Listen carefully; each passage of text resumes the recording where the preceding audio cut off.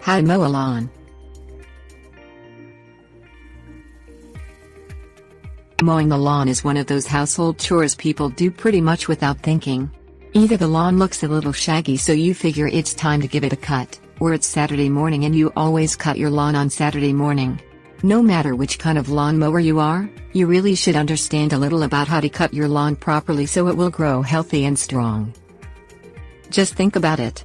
When you cut your lawn, you're cutting off the leaves of the grass plant.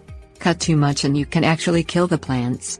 However, cut the leaves properly and your lawn will grow healthy, thick and be something you can be proud of all summer. Here is how to cut your lawn properly. Things you will need. Adjustable height lawn mower. Maintain your lawn mower. On a riding mower, ensure the tires are properly inflated. On a push mower, be sure the wheels are set at the same height. Also, keep your lawn mower blade sharp. A dull mower blade tears the blades of grass rather than cutting them and damages the blade ends, making your lawn unattractive and potentially prone to disease. Understand that you can cut your lawn too short. Don't try to cut your lawn as short as a pudding green. Grass needs its leaves to gather nutrients, so you want to be sure you only cut your lawn down to approximately 2 inches in height. Cut your lawn regularly. Never cut off more than 1/3 of the length of a blade of grass. If you have allowed your lawn to get away from you, don't cut the grass down to the 2-inch height in one operation. Raise your lawn mower and cut off the top 1/3 of the length of the blade only.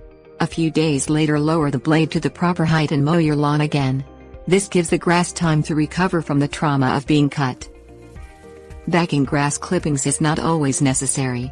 If you keep your lawn at the proper height and only cut off the top third of the blades of grass, the clippings will drop down onto the ground and provide a natural mulch on your lawn. Rake or bag your grass clippings only when the grass has grown too long and you are going to be cutting it twice in a few days. Long clippings won't break down and will form a thatch on your lawn, preventing moisture and nutrients from getting into the soil. Tips warnings. By mulching your grass clippings, it's estimated you can save as much as 25% of the fertilizer your lawn would normally require by letting the clippings stay. Never put grass clippings in a plastic bag and throw them in the trash. Grass clippings are full of nutrients that are great to put into a home composter. Every year, thousands of Americans end up at the hospital with injuries caused by lawnmowers. A lawnmower can cause serious injury very quickly, so be sure you understand how to operate your lawnmower safely. Read and follow the manufacturer's safe operating instructions that came with your mower.